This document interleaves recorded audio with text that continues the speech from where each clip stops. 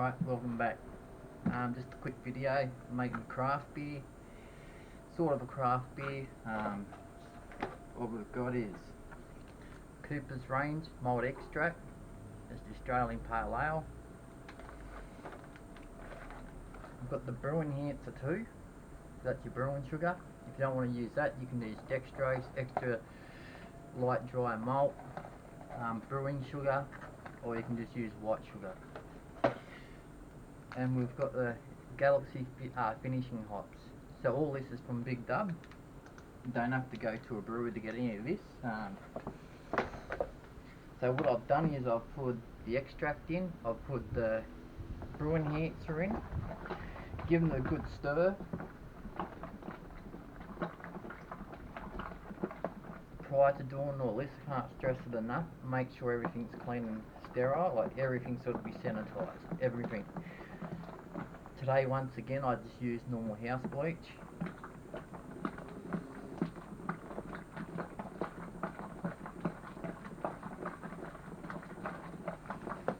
So we'll get this up to 23 litres of cold water.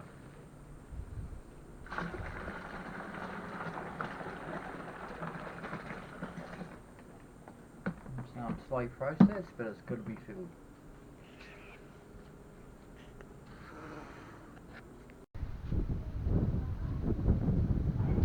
Alright, it's up to 23 litres, or 22 litres.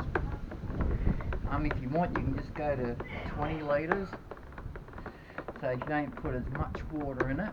It'll be more flavour, more alcohol content as well.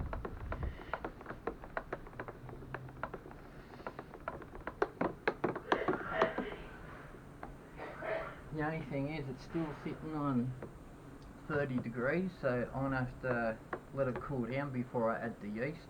At least get it under 27 degrees.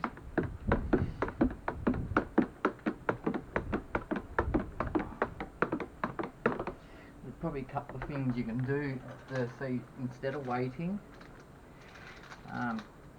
One is Bigelow brewing yeast. This can handle temperatures up to 35 degrees. You can chuck that in, but because I'm using the Cooper's at the moment, the Cooper's yeast is really good. The sourness has gone out of it, but this is recommended to be under 27 degrees, so I'll be sticking with this one.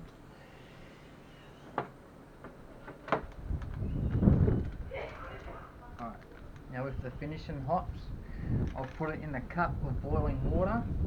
So inside this is like a big massive tea bag, and that's got your hops inside it, your flour inside it. You let it soak for 15 minutes and pour it in. I haven't done it this way. Usually what I do is let it brew for 3 days. When I take the krausen collar out, I'll pour the hops in it, so it's only a couple of days. It was a good taste, but I was reading on the packet too that you add this prior to adding your yeast. So it's going to give it a hell of a lot more flavour. I hope it's not going to be too much, and I hope I don't stuff it, because I haven't tipped the beer out yet, and I don't want to, so that goes in the bag and all.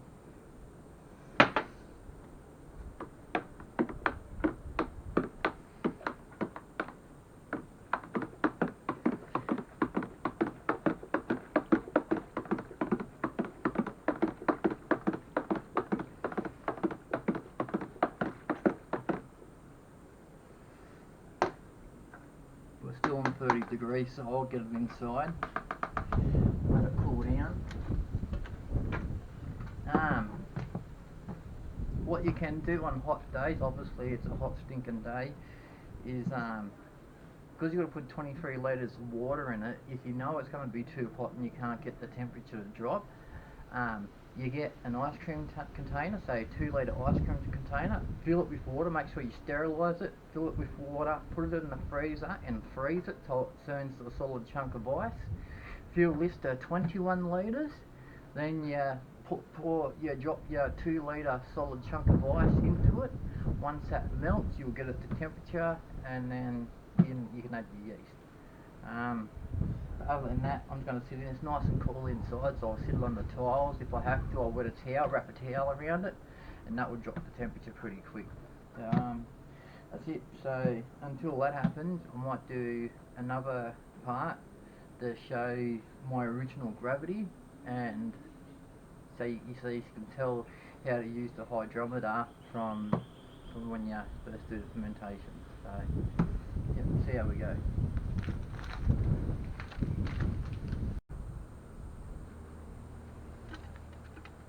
Alright, so you grab your hydrometer, put it there.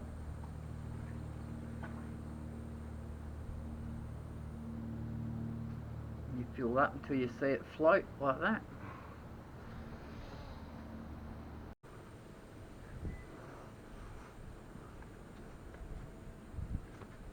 Alright, so what you do, once it's floating like that, give this bad boy a spin.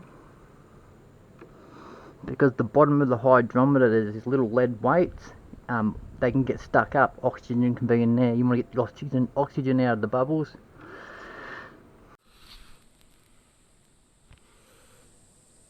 So I'm reading about,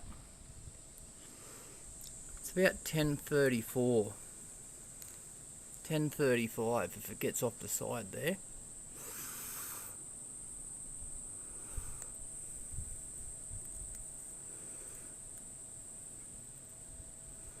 Yeah, about 10:35.